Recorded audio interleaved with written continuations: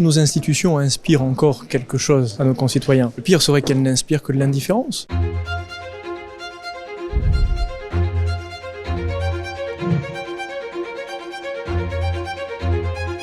Je crois que c'est la première fois que ce prix est délivré, donc c'est pour moi un plaisir et puis un honneur. Et cette appellation est une belle appellation. Je pense que notre époque manque affreusement d'inspiration. Notre démocratie, notre rapport à la politique, nos rapports aux idéaux, et que le trombinoscope ait identifié cette question de l'inspiration, de ce qu'elle a de vital dans notre vie quotidienne, est à mon avis une intuition absolument majeure. Donc très heureux de pouvoir porter ce prix-là, et j'espère continuer à inspirer.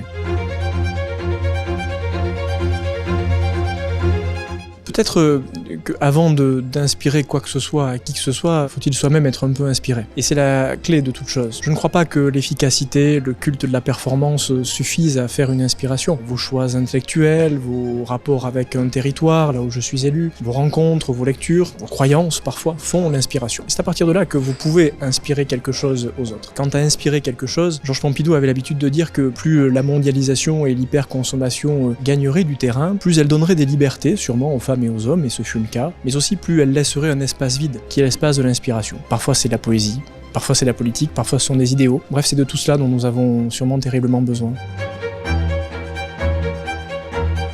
Oui, c'est absolument essentiel, mais ça vaut pour les politiques comme pour les institutions. Est-ce que nos institutions inspirent encore quelque chose à nos concitoyens? Le pire serait qu'elles n'inspirent que de l'indifférence. Est-ce que la politique a aujourd'hui encore cette ambition de changer la vie? C'est une ambition complexe, lourde, à porter sur ses propres épaules, à plusieurs, mais c'est une ambition fondamentale. Oui, c'est tout cela l'inspiration. Au fond, c'est tout ce que vous ne trouvez pas sur les bancs des grandes écoles, dans les cabinets ministériels, et qui font la petite chose en plus. Je trouve que c'est une vraie belle intuition d'avoir remis ce mot d'inspiration dans le paysage politique.